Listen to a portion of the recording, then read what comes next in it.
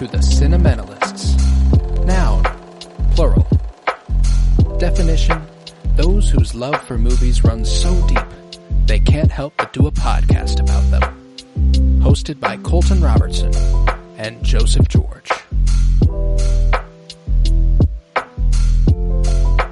Hello everybody and welcome in to the Cinementalists. Today we reach the penultimate installment as far as the film in the franchise is concerned. We have Alien Covenant today. We've covered 5 of them. This is the 6th and we've only got one more next week. But I cannot wait. Alien Covenant, released May 19th, 2017, written for the screen by Dante Harper, John Logan, Michael Green, and Jack Paglen, based on characters by Ronald Shusett and Dan O'Bannon, and directed by Ridley Scott. I'm Colton Robertson. I'm joined by Joseph George. What's up, homie? Oh, what up, what up? Always a pleasure to be here. Oh, and it's always a pleasure to have you. Alien Covenant. Now, I know I hyped up Prometheus for you, but I know that I had a lot to say about how I think I prefer this to Prometheus. Yes. How do you feel? How do you feel about my? I stand by that. I do. I think I prefer Covenant to Prometheus. How do you feel about that take from me? In a surprising, maybe twist of events, I think I'm coming out of this agreeing with you. I think, Prometheus, as far as the subject matter goes and just what it's dealing with and seeing kind of just these cool lore things, it got my juices going and I'm not going to deny that I still absolutely love the fuck out of Prometheus. But whenever it comes to this franchise, this is actually kind of the movie I thought Prometheus was going to be. And, maybe it's just the setup was kind of necessary. We needed the early goings and the setup that Prometheus gave, it's like perfect for this movie. It just sets up just the actual chase, we actually have face crawlers now and xenomorphs are popping out. We have the threats here and in different ways and then there's twists along the way and I think the tension was just a little bit higher the whole time. So I thought actually coming away very, very surprised. Right. Yeah. So the thing is that last year when I watched these in anticipation of Romulus, I didn't analyze precisely why I liked any more than the other. So that was one of the more interesting things going into Covenant was that in my head, I liked this movie more. Now I'm hoping that's still the case, but if it is, I want to be able to pinpoint why. And I think the reason I found was that it combines the boots on the ground nightmare of Alien and the grand myth-making of Prometheus, and it kind of makes for the perfect combination of the two, whereas Prometheus is obviously a huge emphasis on the myth-making and less an emphasis on the boots on the ground horror of it all, even though, you're still dealing with a lot of that. You got the illness, the airborne illness, or not the airborne illness, the liquid thing that actually did seem to create life. Yeah, and I thought, the nuke was bad. Whatever this is, oh my God, it might have been, I was absolutely just, whenever that twist came about, and this is what David, actually David went to their planet and genocided the engineers. My God. I thought that we'd get a lot more of their home, because the end of Prometheus is their ship just taking off. So I kind of thought we would start with Shaw and David and kind of pick up from there, but then actually kind of going back and getting a younger Wayland, creating David and having that, and then having a Walter. I thought it was really, really cool, and maybe the only twist that I think was pretty easy to see coming was the switch at the end. I was like, okay, when they still present it in one of the best reveals ever. That's true. It's definitely trackable. They were fighting. David gets knocked out, and then he's just running out of there a couple minutes later, and it's like, okay. They had the opportunity of and they even set it up, the nail through the fucking chin or through the bottom of his of his jaw, whatever, his throat, and David couldn't heal or whatever, but Walter, he couldn't grow back his hand, but it healed the skin around it, and all of his scars would actually heal themselves. Yeah. And so I thought that they would, he would kind of hide it and look down, whatever. But then whenever she was in the sleeping pod, I thought that she would have seen just a little hole on the bottom of his, where the nail was, where he ripped it out, and then she would have known that it was David.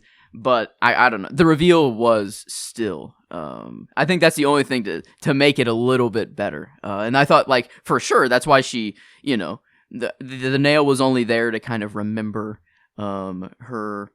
What was his name? James Franco. Whoever. Yeah, the captain initially. I don't remember his name either. But oh my god! How about getting the whole movie? Oh yeah, dude. That made it hit so hard. One of the behind the scenes devastations, not only in this movie but in the life of Ridley Scott and everybody who enjoys movies, is that between the productions on Prometheus and Covenant, and The Martian, I guess, was in there in between there, but Tony Scott, Ridley Scott's brother, legendary director, did commit suicide, and it was one of those. I mean, obviously, there's no way to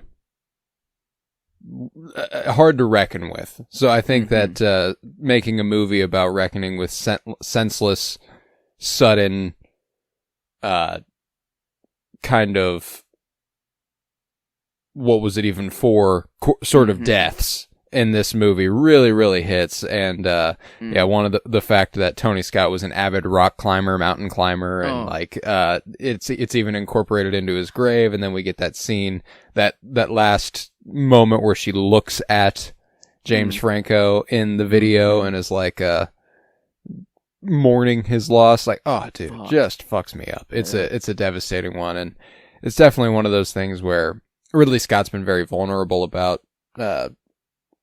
his brother's death, and just every time he talks about it, it's just so sad. I mean, it would be. It's not like it's supposed to be anything else. It's just fucks me up, man.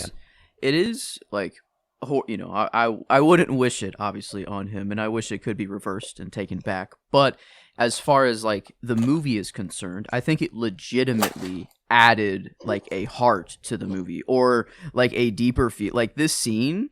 I feel like this scene happens in all of the movies. In so many movies of someone dies early on, and usually you're well, I don't give a fuck. You're I didn't actually know them. I have no attachment to them. It's whatever. Her sitting there watching that video, it immediately makes you empathize with that character. And it's something that these movies specifically had not had. I think that's another thing that this movie gets really, really right, is that the crew isn't coworkers.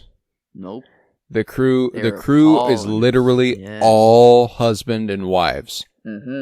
And husbands, I think. Yeah. They're vague about the gay guys, but I'm pretty sure that two of them are gay. But we're here just to set up a new world, We're not here for money or any, it's well, I guess is this a Wayland or who is, I guess, funding? I believe it is a Wayland. So it is still Wayland Yutani. Yeah, okay. Because I think that they don't just. I think that it's kind of like a lot of real life corporations where it's they're a terraforming company, but also once it's terraformed, what are we doing? That's true. That is the goal. But they also actually on the Covenant on that ship they have a terraforming deck or whatever. That's where they blow the alien into space. So. Yeah, I would be willing to bet it is a Wayland company. This was a cool setup. Oh, it definitely is. Walter's one of their robots. Sorry, go ahead. Yeah, but then the kind of, I don't know, we're in space, we get hit by a random fucking who knows, we gotta check it out. And I love neutrino blast. Yeah. Yeah, the whoever the Faith guy was. Let's see, Orem, maybe Billy. Yeah, Billy Crudup. Yeah, at least his character, they have more human they have someone that has faith, and then they have I love how Daniels constantly is well, I don't really think that way, but we like need your faith right now, sort of thing, or like it's just and yeah, so and I mean that goes back to a major discussion we had last week during Prometheus, and I think that it's an interesting response to Prometheus, where the world has literally set up that there is no God. Yeah. Like, but full well in this world there is no God. We do as the viewer, because of the and like there's still like I guess there could be, but though? Yeah, exactly. There's always another layer, but yeah, I guess they have but found their creator. Our God is not quote unquote God with a big G in this universe. And I like the idea that we reckon with that through Aurum a little bit. Yeah, I'm a big fan of Billy Crudup too. I really like that guy. We would have we just covered Mission Impossible 3. He's he's in that. He's the guy who is Tom Cruise's quote unquote friend. Wow. He's Dr. Manhattan in Watchmen? Yes, he is. Zack Snyder's Watchmen. I guess, well, he is blue, I guess. Fully blued up. Most of the time, so he blew himself that there. doesn't help. So, but wow, okay. Yeah, and Justice League? Oh, Henry Allen, uncredited. Yeah, he's Barry Allen's dad. Okay, wow, dude's just kind of... Billy Crudup's been around. I love him in The Watch. That's another one that I think he's been in. He plays the creepy neighbor that they think is an alien. It's fun. Damn, yeah, he got damn bamboozled. He thought he was figuring it out. He's figuring out David's all shit, and he's like, I got something to show you. And I was like, fuck. Ooh. I was like, this can't be good. That's what he's been missing. Is like living humans. Human. Yes. Yeah. And it's like it's so fucked whenever a xenomorph or whatever they're called, I guess, with just these aliens that burst, they're not xenomorphs, the white version. They're called neomorphs.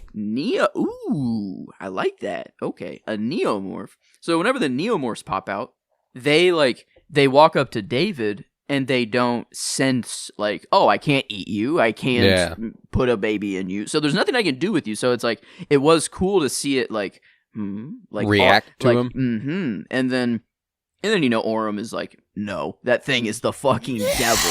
I am. Yeah. It's like, and so there was part of me that was like, well, I kind of wanted to see those events play out and just see what would have happened a little bit to see their intelligence. But then Aurum, he definitely did the right thing. David is the actual devil, I think. One of the things that I love about this movie and about this couple of movies is that David is probably the franchise's most interesting character. If not, he's obviously not its most iconic or important or anything. Kind of is the creator. A little bit.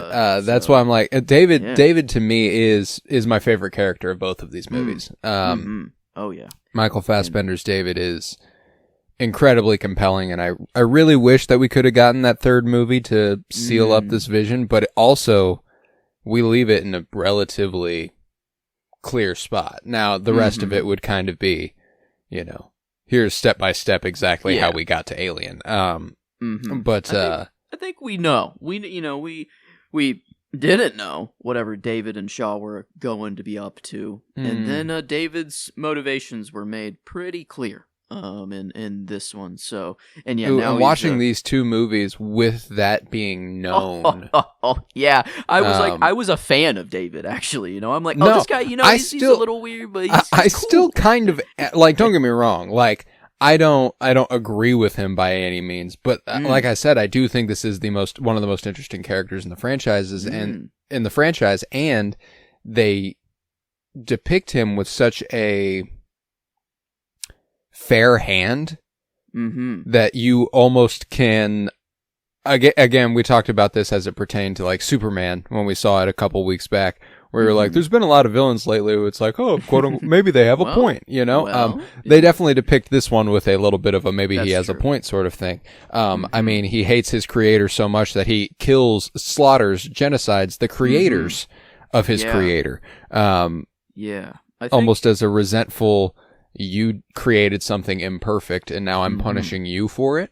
I think the most interesting thing of David here is that he is the only synthetic that is like the most human that they could be. Like ever since the Mark II or whoever was made after him, it is automatically less human. So like he's the most human they could be, but still not human, but like almost like a Peter Weyland. You scared people. Like living on, sort of thing. So I think it's like, it's really interesting that these are his motivations. Are they a human motivation because he's more human, or is it still the synthetic, kind of motivation?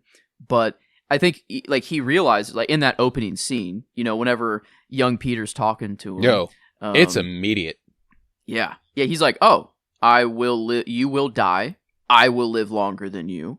There's no point in me fostering a relationship." He's like, already, he's like, "Oh, I'm better than you." Like from kind of day one, and so I think it's really, he's trying to prove that he is the superior kind of creation. That if he can kill his creator, that was easy, killing a human, he's like, that's whatever. But if he can prove to himself that he is above even the engineers or the creator's creator, then he's like, okay, then I know, I am perfect. I feel like chasing perfect, because that's at least what was said to him right at the beginning. Perfect organism. And kind of a great way to pull that through, by the way. The perfect organism line from Ash in the first one being said by David in this one is very, very nice. I really do love that detail. Does David, is it like, I guess Weyland-Yutani is the one who makes the synthetics, but like, does David have the capability of making synthetics, or like, can he, like, is it implied that he might have made Ash and like, I think put that, when it comes to Ash, that's why I'm like, there are certain things that I think a third movie could have had a lot of fun with that I don't think we even begin to think about with these two movies, Because one of the things that I like the idea is that David is marooned, but he's got to have some sort of end game with all of the research he's doing. Oh, I guess he has all the time in the world. He doesn't die, so it's like, fuck it, I can do this until someone comes and gets me. He's a being of creation, like, and he, whether it's music or movies, I love how it's like anything he is able to create, and Walter he's inspired by things. Like that's he couldn't make like, a simple tune, which is like, that's crazy. Like to see the difference between them, and he's just given the ability to create, which I think is I don't know. That's like, is that the core? Is that what humans are like? Yeah. Can anything else create like we can? I like, there's nothing else on Earth, maybe given enough time. It's like monkeys, I guess. They can do some stuff that are pretty close to us, but like a movie, they can't make a fucking movie. That's no That's why, like, we had the debate about AI quote unquote art, and not a debate. I think we're on relatively the same side of that issue. It's just that we opened the dialogue up about a year and a half ago, and one of the things that I said was that as soon as AI wakes up and decides it wants to make things, that's when it's art. Yeah. You know what I'm saying? I see. When it does come from nothing. When it does come from them, that is when AI art will be art. As long as we are telling it to make something, it can't be art. So yeah, I think that's what I think this movie kind of gets at the heart at when it comes to autonomy.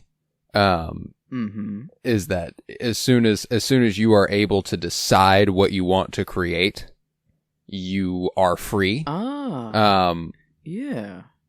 Like if David was made like Walter, then these events probably just never would have happened. It's like, it isn't really a new life form. It is kind of just still a robot, or like an extension of a human. But David is true. Like, he really is another type of life. Like be like, even from Walter, I feel like they are so different, like fundamentally different. David or Walter is just kind of like a David, but just in so many straitjackets, it's not, you can barely live or barely do anything. And so I mean, and there's even moments in this movie where it almost feels like Walter wants to get it. Yeah. But just can't. Like, wants to get where David's coming from, and he simply cannot do it. Yeah. Like, they kiss, Yep. Like David, David's, he's been alone. Dude's fucking weird. The franchise has its psychosexual juice back, baby. Yeah. Let's go. So yeah, but kissing himself, brother to brother here, the flute, the fucking lesson he gives. Oh, dude, that's sexual as fuck. Blow right here, dog. I'll hold it. Don't worry. Now just gently caress the holes. I was like, okay, so this is hilarious as I'm watching it, and put good on Fassbender. He's playing two different robots here, and one of the robots constantly goes back and forth between actor mode and fucking David mode, and crazy. And then he's playing Walter, the straight fucking like Fassbender is like becoming just one of my favorites to watch. Dude, he's good. Like, every time I watch him, it's incredible. And this pair of movies was kind of what made me go, oh, so I don't just like you as Magneto. Mm-hmm. Like, good. Oh, I'm in. Like the killer, and the like killer, dude. He has this. He plays the serial killer or this fucking perfection. Of like whenever he's walking to the piano or whenever he's David and learning or whatever. It's like he isn't an actual robot, but he looks actually perfect. Like he is.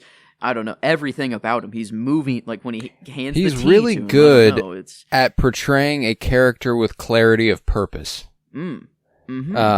Like, this is what has to be done. This is what I'm going to do. There's no doubt about it. David has that. Magneto has that. And even to an extent, the killer has that. That's I don't know. Fassbender, I don't put him up on the pedestal he deserves, I think, and a very talented actor. He's just kind of in maybe more, it's X-Men movies and Alien movies, but that shouldn't really discredit his performances in them. No, he's done a lot of other good stuff. He was in Black Bag earlier this year. That's the Cate Blanchett, Michael Fassbender, Steven Soderbergh thriller. I really, really liked that, and I really liked him in it. Let's see. I'm trying to think of some other stuff he was in more recently. He was in the movie Kneecap last year. That's a really good one. He was Steve Jobs. Yes, Steve Jobs. in the Danny Boyle Steve Jobs. Okay, I still haven't seen that, I guess, but that's cool to know that he's out there. Yeah, I was gonna see if what else I can go to get some more Fassbender. I would definitely recommend Kneecap. I would definitely recommend Black Bag. He was in 12 Years a Slave. Okay. Still haven't seen. Probably not. A white guy in that movie. Probably not the Inglourious best Bastards. I'm assuming. Yeah. That's a big one. Inglourious Bastards. I still haven't seen that. Oh, dude. Oh, he's so good. I do need to get that one in. Yeah. Oh, that's the priority. Yeah. That's the best. That is probably the best Tarantino movie. Yeah. So I guess I've heard enough about it, but yeah, Fassbender, man. I mean, he kind of just dominates these movies, and everyone else is still doing great. Like incredible. Like and even Danny McBride. Like I don't know. I like love Danny McBride, dude. I feel like I always look at him and kind of just like to laugh. Like I think I'm immediately just like he's funny or just like I can't take him seriously. But here I never had that problem like whatsoever. No, dude. Well, he's a talented guy. Danny McBride doesn't get enough credit. He's gotten a lot of heart in his writing. Specifically, he's developed a lot of TV shows with HBO now. He did Eastbound and Down and Vice Principals, and Righteous Gemstones recently ended. And Righteous Gemstones in particular was one of those shows that would have you absolutely fucking cackling, and then all of a sudden it's like, oh wait, this is kind of devastating. And like he's responsible for a lot of that. He's a very, very talented writer, and in turn I think it's affected his acting a lot. And this is the one where the moment where he learns that his wife died. Holy shit. Oh my that's about God. as good as any moment in the movie. That's like it is moments like that make this movie like it is the one up it has on Prometheus for sure. Like it has the human heart or like just the human tragedy that you kind of want everyone to go through in an alien movie, strangely enough. Like every bad fate that is seen, you kind of want to see a little bit. You want to see someone get infected. You know, you don't want it to happen, but you do. You want to see what the fuck's going on. And then you want to see whatever the fuck crawls out of them, and then you want to see it kill someone, you know? You get that. You get an actual xenomorph B-boy. I mean, all the kind of alien nature things. And then you get the humans, you know, actually being devastated by it and you know, and then like even the simple, I don't know, the two people that were going to take a shower, you know, or whatever, and it's like, all right, sexy time, and then fuck, either the fucking xenomorphs there, god damn it. The lingering between the legs and the brushing of the thigh and stuff, like Jesus. We're back. We're back. What did she think it was at first? You know, she was like, wait a minute, whoa, what the hell do you got going on? And then she's like, oh, damn it. She's like, it's a rough one. And I appreciate the brutality of this one also. That's why, like, I think it really does an effective job of blending, like I said, boots on the ground horror of Alien and the grand myth making of Prometheus. But then beyond that, I think it also does a great job of combining the grim hopelessness of Alien 3 and the weird familial love that Aliens has going on. So it ends up being kind of this perfect blend of all of the best things about each movie in the franchise. And it just works for me. I think it's a beautiful movie. I think it's got Ridley Scott is just an unbelievable director, and whenever he gets a chance to make something this big, it really pays off for him. And I think that this is my second favorite movie in the franchise, and it's again even better than I remembered. What was it Alien 3 that had the door sequence where they were like B2 close, B4 or whatever, like and that, like, this had a door closing one like I feel like this just worked so much better here. Like it was, you know, close every door behind us, and then all of them are basically sealed, and it's just trying to find its way. It's very easy to track, and it's more similar to the first. It's similar to this first Alien movies sequence like that. Whenever Tom Skerritt, the captain, is in the air shafts, and he's like crawling around, and he's like, all right, close this one behind me, open the one in front of me, like you can track that a lot easier, which is definitely the one it felt more akin to, but it had the frantic nightmare of Alien 3 in there though, and that's and the horror just keeps going. I do appreciate hard for me to say that my favorite sequence in this movie isn't when it all falls apart. Like when Dave starts to reveal himself, or whenever black goo, they step on the black goo, he gets in, and then it's all. Whenever they make it back to the ship, and Ferris has to help them in, and he starts seizing, and then the thing bursts out of his back, and then like just that whole horror sequence. Ferris like not letting that one girl out or whatever, and she's like, let me the fuck out, like, come on, what the fuck? And then you coward she grabs the shotgun, and she's like, oh no, I'm trying to save you, but I'm just not saying anything or whatever. The fucking slip. I'm like, oh god damn it. And so it's just getting worse and worse and worse, and then kaboom. It was very circus, and I mean, you know, you can't really blame her too much. There's a fucking it's scary. She had a second though. She said, "I have to localize the infection, babe. If she's infected, you're infected. That's clearly not the case." She just she fumbled a little. You know, she didn't handle the situation the best. But you know, you'd like to think you'd handle it well. Yeah, it's hard. But then you're put in situation. It, you know? So. But yeah, it was so like the ship is like still actively blowing up, and then you have Daniels just like, come in. He's like, is anyone alive? Or maybe she's actually calling to the Covenant, actually the main ship, I guess. Yeah. But like even I think it was Orem that's like still wanting to run in there, but they're just like, no, dude, there's nothing we can do. You know, it's like it's just kind of over. And so from that moment on, it was really just like, holy shit, because then. The David reveal is after that. That takes a little bit to cook too, which is really, really nice. I loved all the the twist there. And yeah, whenever we were on, the massive engineer genocide, they were clearly, not to, I don't know, be mean or whatever, but they're not as cleaned up as the engineer that we saw. I feel like there's like different types of engineers. I think I think it's a classed society. I think it's similar to.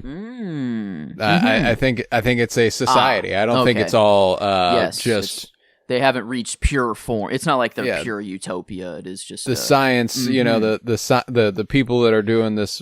I mean, we're either rocking with their military or their scientists, or the scientists in their military. Whenever we're seeing what happened on the other planet, Yeah. I guess maybe we're just seeing their Wayland Yutani a little. Yeah, bit a little bit. So, I guess that's kind of how I take it. Because the other thing that I thought might be interesting based on this is that when you see him slaughter their society at large, it also reframes the concept of killing your creator. Like nobody that was there was responsible for the creation of humans. Yeah. The ones that he slaughters probably had nothing to do with that. There's no way the whole society was like, "Ooh, yeah, let's take a vote. We should do that." That's just not a thing that happened. Like, similar to Fassbender wanting to kill everybody that is human because he was created by a human. It's like, once you kill that one, you might be okay. Yeah. Yeah, it's it's weird.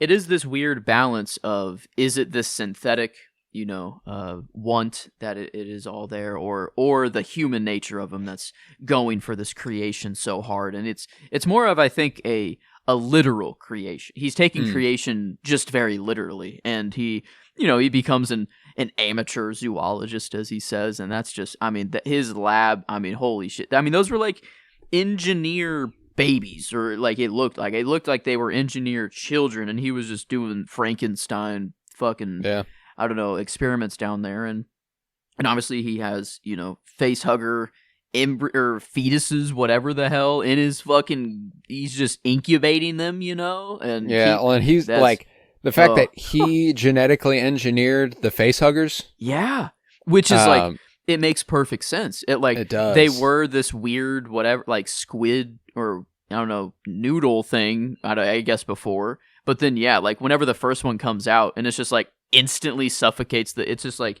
it's so much better, and then it's just David's responsible for everything here, and it's just pretty brutal to have that reveal, 2,000 colonists, he says it at the beginning, he's like, oh, that's a lot of souls. He's like, that's I could work with that. The way that his plan immediately formed, like, again, watching these movies, knowing David wants to kill everybody is it actually, I think it might have made them better. Like, that's because really fun to rewatch. Yeah, whenever they get there and they're like, he's like, what, like, where are you coming from? What are you doing? He's like, we're a colonization ship. We're carrying 2,000 people. He goes, oh, he like almost like, oh. He's like, you nuts. He was like, oh my He's God. Like, I'm going to kill all of you. This is going to be awesome. I'm going to farm all of my human killers, and then I might just fly this motherfucker back to Earth, baby. Yep. And it's, I guess, he crashed there, so maybe their ship is actually damaged. Is that why he couldn't leave, or he was just doing so much work that he wanted to stay there? And that's my thing, is that I feel like he hunkered down to perfect this. I have a tough time grasping whether or not he's being honest about being incapable of leaving. Yeah, because one side of it is like, why wouldn't he go seek out humans once he figured out that he was missing the human element? Maybe he's just so above, he's like, humans are just fodder for his creations at this point. It's like, and I love that this virus or pathogen, whatever, he's like, whatever is meat, if it's meat, it can take over you and it will kill you. You know, it'll use you and whatever. So it's like all the plants, they're fine. I love that it's like, nah, all the trees, all the plant life, all good. But anything that's alive, yeah, no, you're fucking dead. Well, and I like that, you know, he clearly didn't fuck with the pathogen at all. That's the stuff that stayed the same. Yeah, but unleashing it that way, it that way made it ingrain itself in the plant life, and then like the whole planet is poisoned. I guess that's true. Yeah, it was just in the air everywhere. Yeah, it's that's God, just... and the music, dude. The music in this movie is so fucking good. That wasn't in Prometheus, right? Like this is that's a pretty famous TikTok sound, by the way. I've heard it so many times, or just it's used in it's so good for just horror, or I don't know. And then in the movie, I'm like, oh, it's just and then like just the deep bass. It is a theme. It is a theme for the Alien, which is incredible. Oh, it's so good. I have it playing in the background right now. Just going the whole time. And it's so perfectly scary too. Like it sounds something like if you put it in a scarier movie, it's horrifying. Yeah. But there's like this kind of mystical fascination in the music, I think, that kind of like it twinkles in a way that makes you go, that ignites curiosity. Ethereal, a bit, not, I don't know, maybe like a, I don't know. Just maybe curiosity. There is like this, I don't know. It's scary, but it's intriguing. You want to know more. At least that's how I feel about it. I guess, yeah. And the face hugger, you know, it did run and then it hid behind that wall just perfectly to wait for the guy to open up his face, you know, basically, and then him to jump on there. So it's like, it is like a lure. I don't know. Like David lures Orem down there just so that a facehugger can finally get its food, you know, or whatever. And oh my God, like him just like, oh yeah, take a look, something to see. And you know, we know full well of what's about to go down, and it's just like, look inside. It's like, oh no, and I mean, like literally the only thing he was missing was living material. Like he fucked the planet so hard that like the only thing he had was Shaw's body, you know, and then he did whatever the fuck with her body that he, you know, I mean, I'm assuming that's how he got a face crawler or so, I don't know. Yeah, the face hugger DNA is definitely a result of Shaw in some capacity. And he knows he only needs 2. He's like, all right, I'll make a male and I'll make a queen. He's like, all right, I'll make the queen to plant more eggs. I guess the queen doesn't even exist yet, so that's what he's doing now, I guess. Yeah, he is the queen.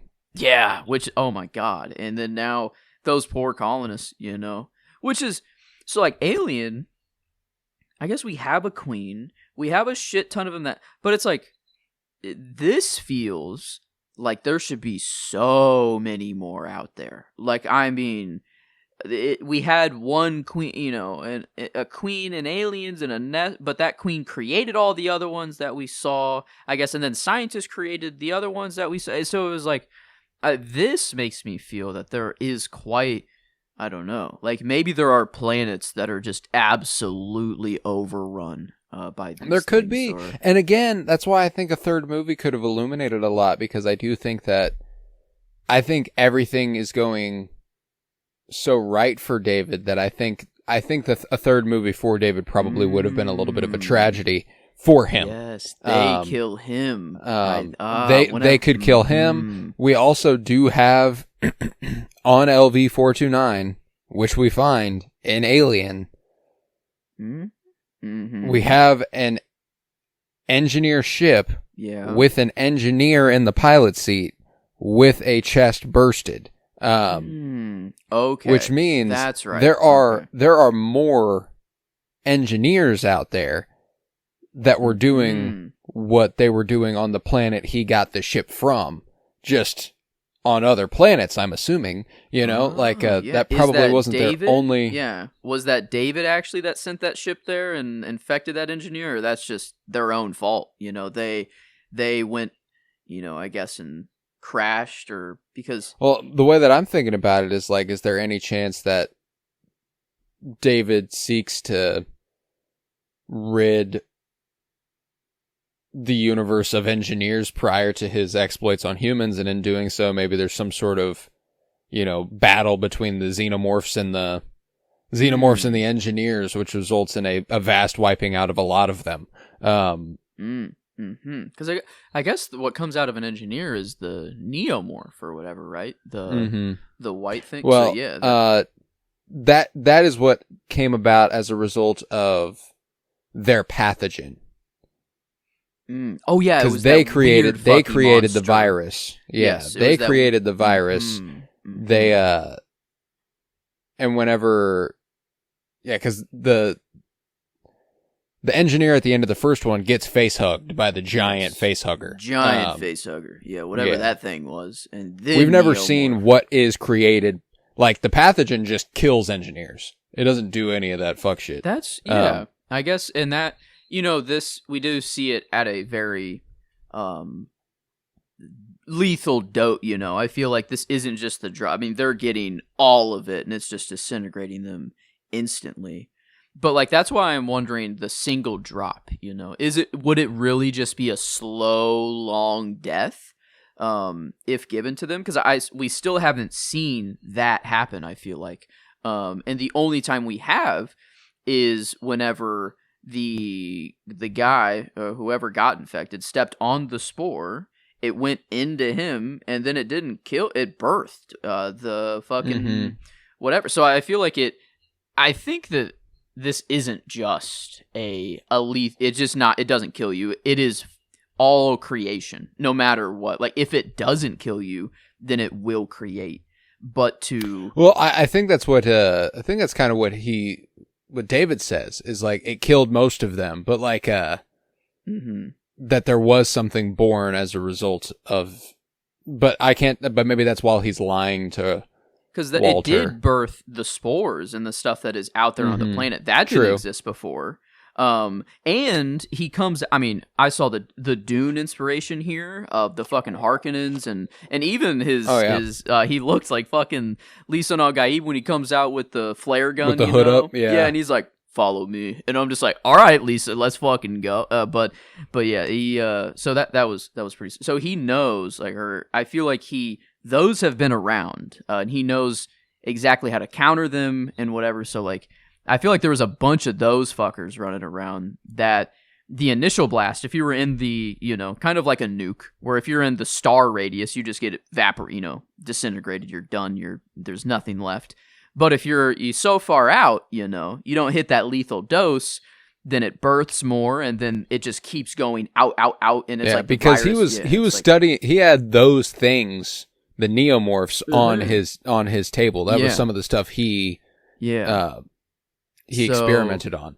So I mean, like, it would have created, it must have created it in some of them. It is like the nuke, how we were worried that it would start a chain reaction that would blow up the whole Earth.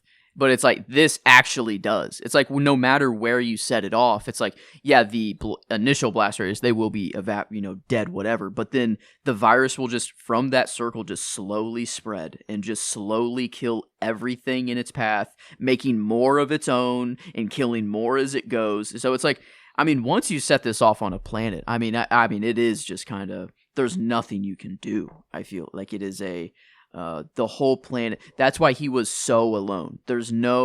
He couldn't create an army of them, because like, he literally killed everything. And the only things that were left living, I think, was the pathogen in the plant life and in the spores, because the crew, whenever they're just looking around the planet, they're like, oh my God, this planet, it might be perfect for us. Like, it looks just like Earth. But then they're like, there are 0 animals. There are 0 birds. There are 0. Yeah, do you hear that? So, nothing. Yeah.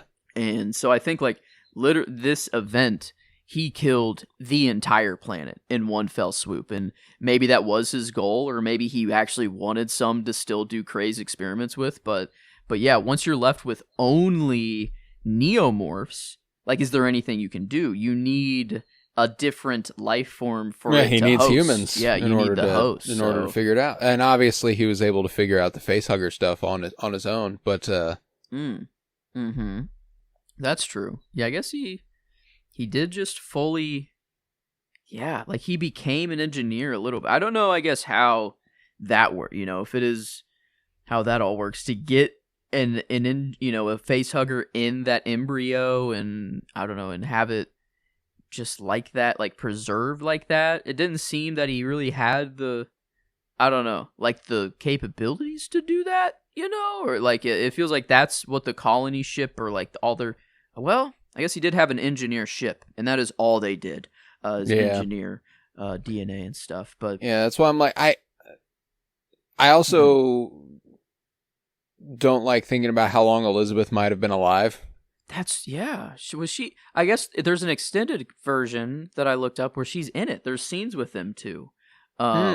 Yeah, and it's like she's alive and she keeps him it's just a head for a little bit, I guess, and her hair's like long, so it looks like time has passed. I think these are deleted scenes and not actually an extended cut. I think they're just or maybe that is what an extended cut is. I don't know, just everything that was deleted. But I think these were chosen to be removed for whatever reason. I don't know. Right. But they do explore for a little bit, and they basically have like a married couple kind of relationship at first. Like it is actually very good at first, and they talk and they just go and they run experiments, whatever. But then she needs him for something more, I think, and then she repairs his body, puts his head back on, and then at one point he basically betrays her and uses her to create whatever. Yeah, is what I heard. So it's like that would have been pretty awesome to see. I feel like that's something really interesting to leave out, is that I don't know, I guess where to put it in the movie, because you can't put it early on because then you'll know the twist of David way too early. Yeah, that's the thing, is that like yeah, I guess how long had did David go straight from the end of Covenant to slaughtering this planet? Was that like, I don't think he couldn't have. His hair was like, I think that's at least why they had his hair longer, is that there has been not in the flashback. Oh yeah. In the flashback, he's still got the high and tight yellow. That's true. That's why I'm like, but his head is on his body, which means that Elizabeth would have had to have repaired him at least, yes. which and now it's probably a decent traveling distance. When it comes to deleted scenes, I don't take anything that's a deleted scene as canon. Yeah, that's true. It got rid deleted of it for a reason. So yeah, in theory, that is how they would have told the story, or that's how they could have told the story, but there's a reason they deleted it, which is that they didn't want to tell the story that way. So it's like, it's one of those things where I'm like, I have a tough time. Like, it's definitely the best path to go what they were thinking with, but like it's not the only possibility once it's deleted. And like that I'd be curious how long. He says they crash landed 10 years ago. Which they did not crash land. Yeah, no. I guess that isn't true. Okay. But we are roughly 20 years, I think we're set 20 years after the end of Prometheus. It's like New Year's 2090 or something like that. Yeah, it's like this is a very interesting time. Like we have all the movies that are post Alien Earth, but it feels, I don't know, like it feels like right now there should be so many more aliens that we have seen in the movies that we've gotten. So like maybe there are, like maybe David succeed and there are a shit ton, but they do something to like wipe them out, or like well, no, they're going to Earth, so I don't know. I was going to say, or do we actually get the first time where they're like, damn, we actually have to nuke this planet? Like, it's like, there's still a civilization on it, but it's like being taken over by the xenomorphs, and they're like, well, if we let this get out of hand, then it's like, so it's like, do we nuke it, and then do we blow up a planet or not? That would be, but yeah, I guess this one's just actually on Earth.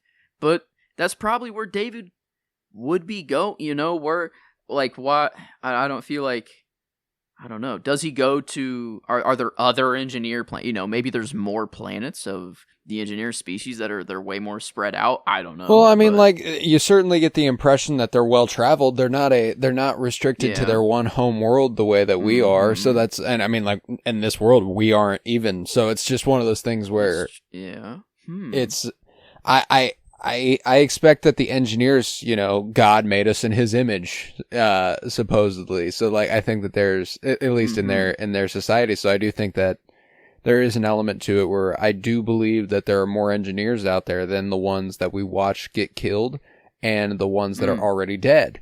Yeah,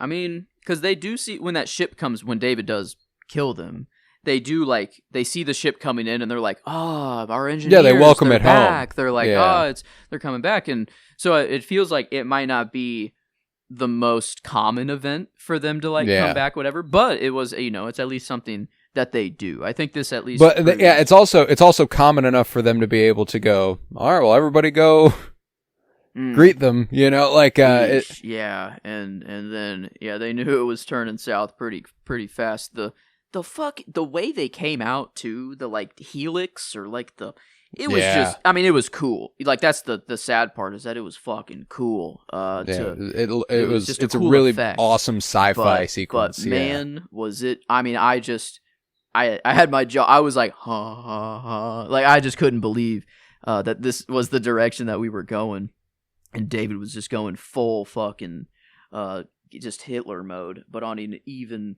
worse scale, Ultron mode, pretty much. If he was able to, I feel like. So yeah, I mean, man, I did not expect at all to come out of this one above Prometheus, but it's like I kind of hold them on very similar footings. It's very equal footing, I don't think it's like miles better than Prometheus. I just give it the edge over Prometheus. It's got the heart. It's got It's got an emotional flair that Prometheus doesn't quite have. Not to say that Prometheus doesn't have that. There's definitely, the main couple is a husband and wife, and that does play pretty devastatingly.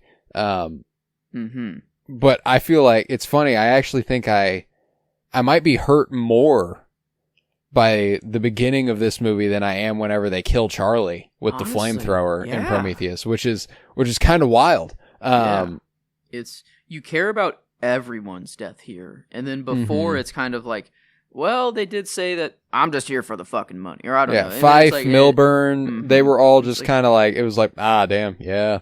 Like, it sucks, but okay. It's like, well, I feel like you were going to die anyways. And that's, if you're signing up for an alien movie, you're likely going to die unless you are the lead actor or actress. And then you'll die at the end or maybe make it out. So it's like, it's just how they kill them, which is really the hardest part. And yeah, the way, I feel like the laziest kill in the whole movie is the shower scene, whatever. But it's like a perfect, it's just like a, I don't know, they just were, I don't know, having a human moment and come, I don't know, it was still a cool, at least, kill for the movie, I'd say. No, it's a perfect, it's another different. One of those perfect horror movie sequences, like that's one of the ones that harkens more back to the Nostromo. Yeah.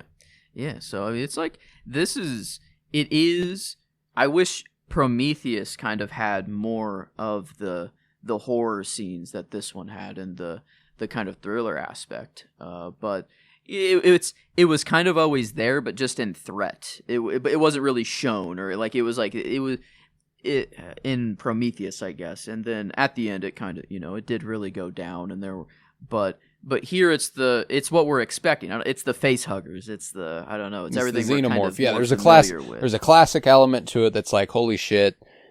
It feels like what Ridley Scott always wanted to do with Alien. You know what I'm saying? Like, and he did a lot. I mean, like, don't get me wrong, they did fucking incredible in 1979, but him being able to go, okay, now I have every means at my disposal to go ahead and make the Alien exactly how I want to make it, exactly how I want it to look. And like, it's not just a guy in a costume. Like, we get to craft it with its little weird bug legs instead, and all of that good stuff. Like, it's cool. I really, really dig it, and I think that I think they knocked it out of the park, man. Like I said, I think this is top 2 in the franchise, and I'm pretty confident in that.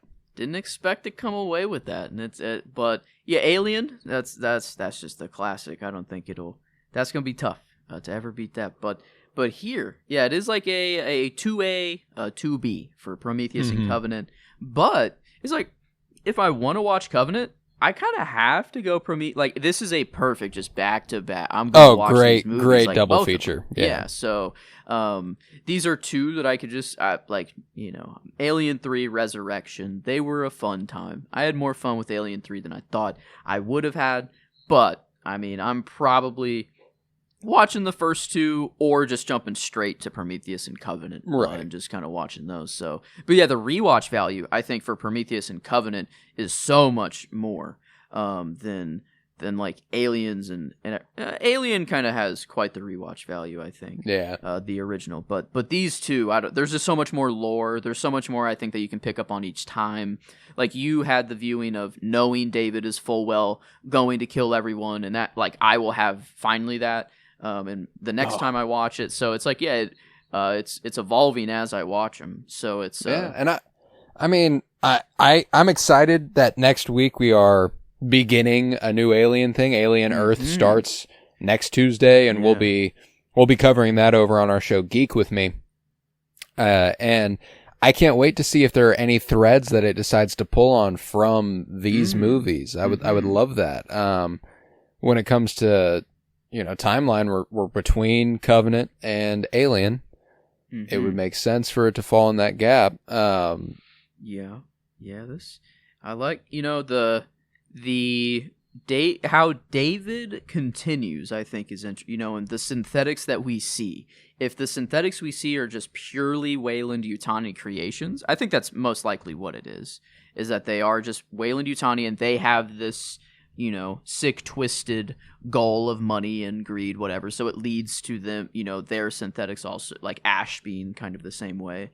But it would be really cool if, like, David, how he's kind of messing with these colonists and all of the DNA, he also messes with synthetic code, basically, or something, and puts the creation or inspiration kind of into them without the company knowing somehow, or I don't know. So it's like they have that ability but don't show it, or something. So it's like it still fits with all the synthetics that we've seen in the movies, but it gives them like this extra layer of like they actually had kind of David in them buried down a little bit or something. But yeah, I guess how they reconcile David having 2,000 colonists and facehuggers, and like, I mean, he basically has the ability to make infinite xenomorphs right now.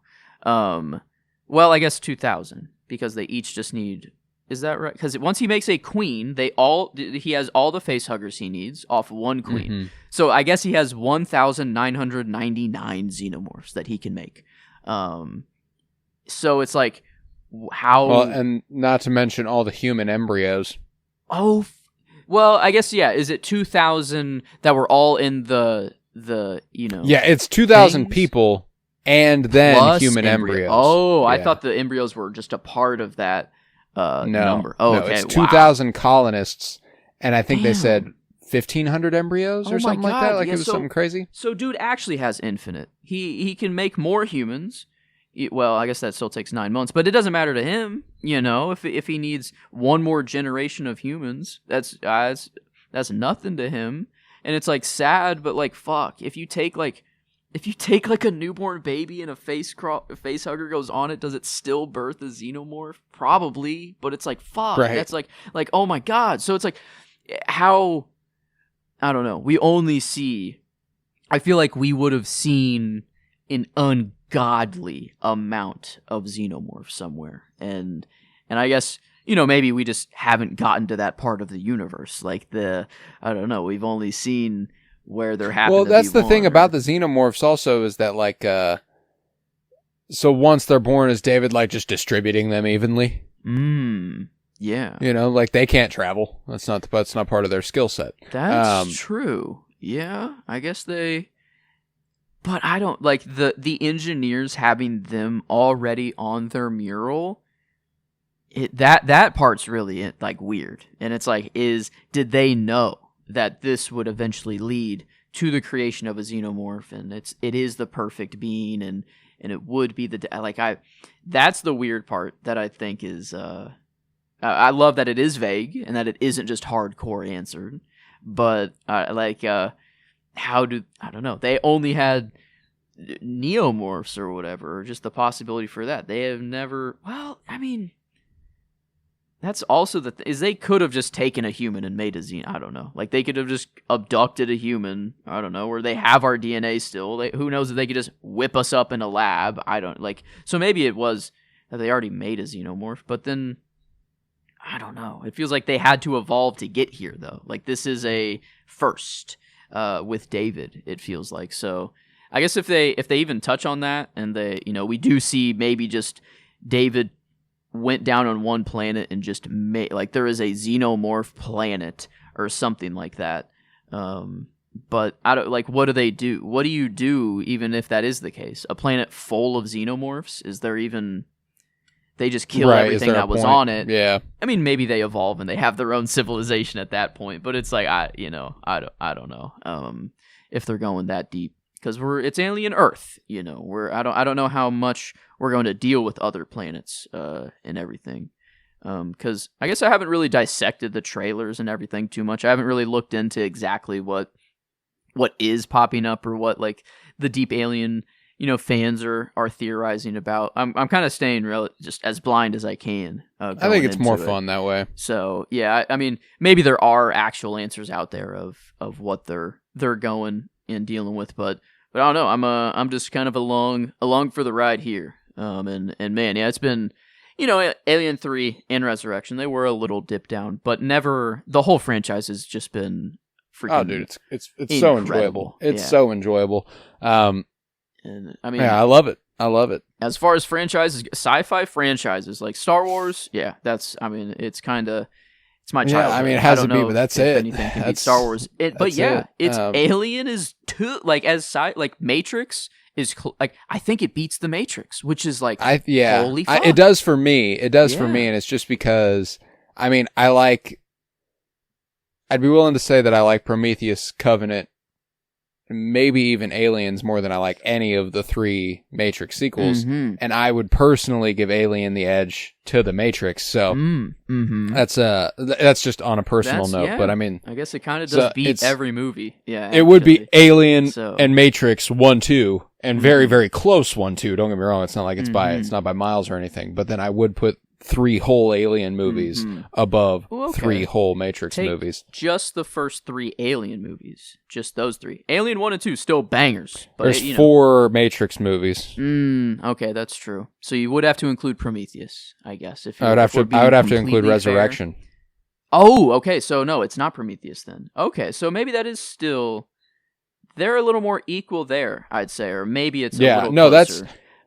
It would be a little closer. But I don't know. I think because Alien I do think that's the strength of alone. Alien and Aliens. I would give Alien the edge to the Matrix. I would give Aliens the edge to Reloaded. Revolutions and Resurrection. I need to rewatch Resurrection, but it's definitely better than. I guess. Holy shit, they're both Resurrections. 2 Resurrections. Yeah. Wow. They're both. Wow. And didn't even think of that. That's fun. I would give Matrix Resurrections the edge to Alien Resurrection. Yes. Yeah. And when it comes to Matrix Revolution, that's another one that I'd probably need to rewatch, but I think I would definitely still give it to the assembly cut of Alien 3. So, I mean, when you're going 1v1 in 4 different movies and 3 of them, I choose the Alien one. Damn. I don't know. It's hard for me to tell you that I would go with the Matrix. And we're giving Alien kind of a handicap with, like, all right, we're not going to include Prometheus and Covenant, the actual, like, I don't know. So it's like, if we could scratch out. Yeah, if I take my top 4 Alien movies, it's not even close. So damn. I did not. I mean, it makes sense. It's sci-fi. We're in space. We have horror. I mean, it is everything I'm kind of looking for in a movie. It's just you don't know until you know, I guess. Yeah. It took me a little too long to get here. It's 100. I'm with you. That's how I felt last year when I watched them. I was like, holy shit, I can't believe it took me this long to watch these, because they are that good. And I mean, yeah, it's a special franchise, man. When it came to the last couple years and kind of indulging myself in more film franchises, you know, when it comes to Star Wars, Indiana Jones, kind of hard for me to tell you that I like anything more than those because those are just so classic and ingrained in everything. But Alien, Mission Impossible, I mean, Lord of the Rings. Lord of the Rings is fucking gas, man. You know, that's a tough one to pass up on. The Dark Knight trilogy and Guardians, and you know, like there's so many film franchises that I really, really do just adore. So hard for me to be like, oh, it's definitely my favorite sci-fi. Definitely my favorite sci-fi besides Star Wars, though. I can tell you that for sure. But yeah, it's I don't know. It at least got me to revitalize my favorite movies and think of what movies I actually deem my favorites. Because I look at my I have a couple different just favorite movies. We did like a top 100. That was kind of like my first, I think, kind of favorite movies that I put down, and then I did another list, and it's crazy just how much it changes over time. Like I'm like, oh my god, how do I have that movie right there at all? It's like 80 movies lower, I feel like, or and then another movie I could see one that's at the bottom of the list, and I'm like, holy, I love that fucking movie. So it's just insane that the sheer amount of movies that I can call like me movies or movies that I just love absolutely, and the list just seems to like go on and on and on. But yeah, the Prometheus I feel like is definitely more of a me movie, and out of the franchise, it's the most I guess the juiciest one that I think I will get the most out of. But this is, I feel like, just the better movie out of the two here. So. I think so too. And I mean, gorgeous to look at. Again, that's just something Ridley's always got in spades. But yeah, man, I don't know that I have much else to say about Covenant. Definitely a shorter conversation required for it. But again, simplicity doesn't always mean worse. It's a good fucking movie, and it gets to the point, and it still has all the philosophical ruminations on creation and death, and what's the beginning, what's the end, it has all the same juice Prometheus did, and it has a little bit more alien in it, and that's just a pro. Yeah. And so I dig it, man. It's crazy. I thought Romulus would actually be kind of like the nice cherry on top at the end of just kind of, it might be kind of an honorary movie and a rewrite a little bit, but at least it looks good, and it's like, really up it's to fun. date and everything. But it has everything. There's nothing wrong visually or, it's an Oscar. That's an Oscar nominee right there. Alien Romulus. Visual effects. Yeah. I mean, they did do, I mean, it looked. I mean, it looks great. It does look great. It does look really Fede good, Alvarez so. did some crazy shit there. But, I mean, we'll be back next week with Romulus. I'm going to do the plugs real quick, and then we can rate this movie on a scale of 1 to 10. We're going to do Romulus next week. It's going to be after the premiere of Alien Earth. Very, very excited for it. We are probably going to record it ahead of the premiere of Alien Earth, so if you're hoping for any Alien Earth discussion, you should go to Geek With Me. That is where we will be covering it, and I cannot wait to do so. It's going to be a lot of fun. This franchise buildup has only made me more and more excited for it. I originally we started this franchise, and I was kind of like, I more than anything just wanted an excuse to cover the Alien franchise. But now I'm actually truly excited for Alien Earth. So it's worked in both directions for me. I've really loved it. So, I'm very, very happy with it. And we'll be covering Alien Earth on Geek With Me. We'll also be covering Peacemaker Season 2 on Geek With Me. We're going to do a bi-weekly thing. So the first 2 episodes premiere next week. We will be covering it next week. But then we won't be covering it again until episodes 3 and 4. At least that's our plan right now. If we end up watching episode 3 and going, holy shit, I don't know how we can not talk about this week to week, then we'll do it week to week. However, I don't really anticipate that being the case. We're going to try to do it bi-weekly.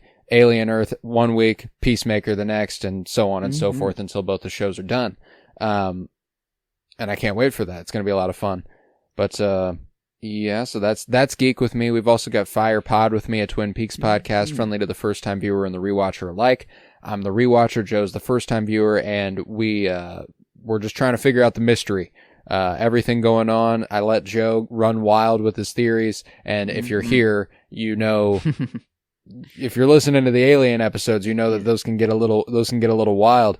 So I like to tell. Mm-hmm. Yeah, and sometimes he's exactly right, sometimes he's completely wrong, and I don't tell him one way or the other, and I feed both, and it's a lot of fun. Mm-hmm. So yeah, if you have seen Twin Peaks, it's the podcast for you, and if you haven't, it's the podcast for you. But you do have to watch whatever episode up to whatever episode we're on, because we do spoil things that come before, just not after. So yeah, that's Fire Pod with me at Twin Peaks Podcast. I am writing on Substack. Look up Colton Robertson, look up The Sentimentalists as it's spelled here, except there's an apostrophe between the T and the S at the end, like it's mine, it's The Sentimentalists. But it's a lot of fun. I've written a lot of stuff. I wrote the July Film Factorial recently, and I actually ended up updating what I was going to do, and I think I might not have said it last time the way that it actually is. It's 5 family movie nights, 4 Fantastic Four films, 3 pillars of action adventure, 2 movies I watched twice, and 1 movie I'd needed to watch. So it's a little bit of a... It's just a look back on what I watched in July, and that was a lot of fun. I should have already written something else this month, so go ahead and check out whatever that might be. We're recording a little in advance, like I said, but I'm trying to write something weekly. So there is something up there now. But yeah, check it out. Mm-hmm. Leave a 5-star rate and review and download wherever you might be listening. We would appreciate it greatly. Helps us a lot. So let's rate Alien Covenant. What are we thinking? Well, shit. I gave Prometheus a 9.5, and I'm coming out thinking, well, it is a better movie. I can say that pretty confident. I like this as a movie more. The subject matter did elevate Prometheus's score, though, for me. So it's like I recognize it's not quite the movie, but of what it was dealing with and how I enjoyed it. I mean, it still had to do it effectively for you to enjoy it that much at all. So there's that. That is true. So I did say I hold these on very, very equal footings, and it is still not Alien. So the only scores I can really kind of give this is either a 9.5 and say it is kind of equal, but recognize it's better movie, just not the enjoyment that I quite got out of it. But I had more emotion in this one. I actually felt more. I don't like there was more of kind of everything here other than the creation and those just the grandiosity of Prometheus. So I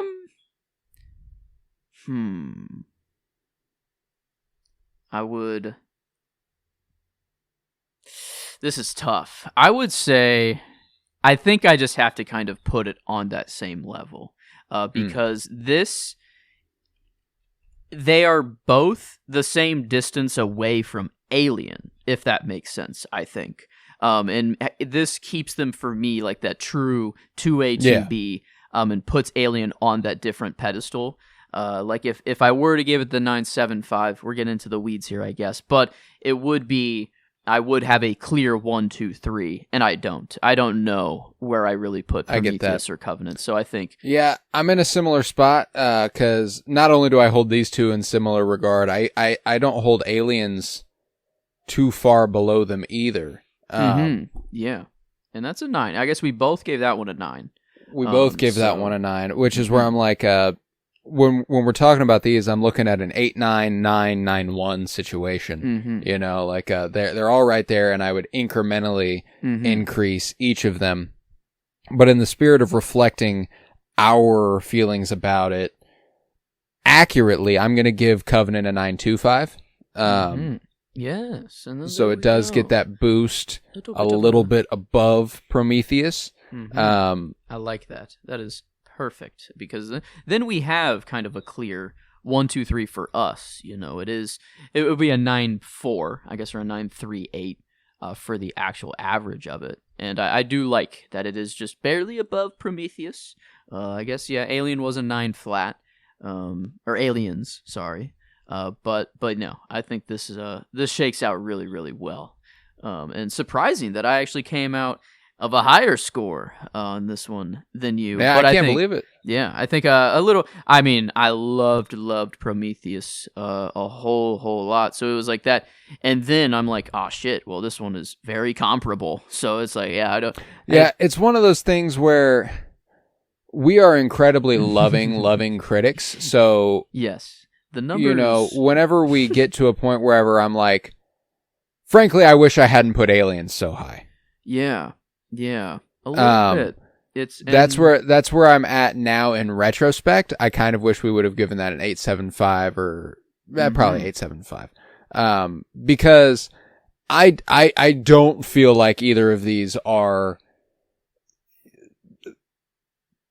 that close to being classic movie like that.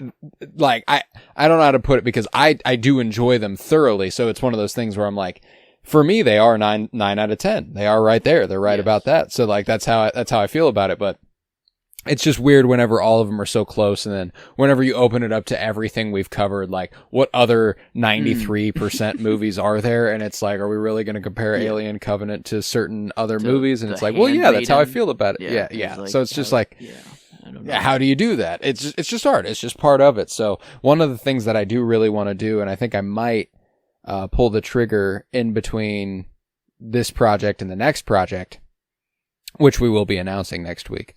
I guess we could do that now. It's not like it's not a huge secret. It's a couple weeks out. It might get the hook, line, and sinker in you. So yeah, I'll announce what we're going to do here in a couple weeks post Alien. We are going to do our second set of Cinema Surprise. And for those who aren't familiar with it, it's the way we launched this show. It wasn't even Cinementalists yet whenever we did, but we rebranded a month after doing Cinema Surprise and went ahead and committed to Cinementalists. Cinema Surprise initially was 12 episodes. It was me and Joe going back and forth, picking a random movie and announcing it at the end of each week. So next week you will get the first announcement. You will get the first movie pick, as we need to know what we're going to be covering.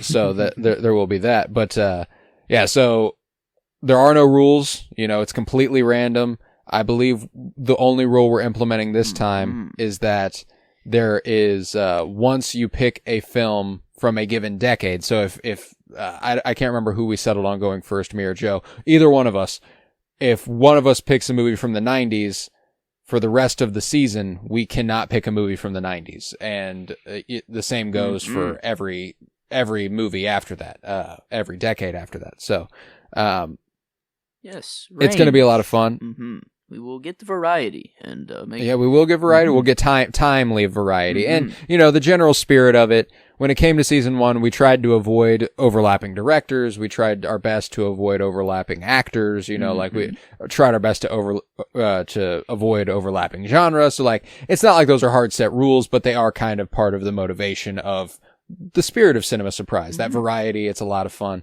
This one is only going to be a set of 6. We're each going to get 3 picks. And like I said, not sure if me or Joe will be doing the pick. Maybe we do a coin flip on Romulus next week, and we decide that way. The good old remote. The remote. We'll get the ceremonial remote out.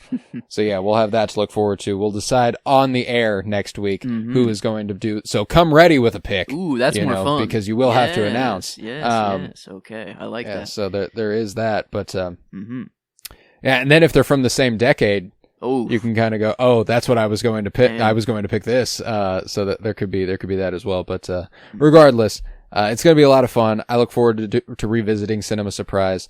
I mean, the first time around, it brought us Casablanca and Tron Legacy, and it brought us Love Lies Bleeding, the Book of Eli, movie we've the ever Fablemans, the Passion of Joan of Arc, Banshees of Inisherin, like Cure. We covered some classics over there. Yes.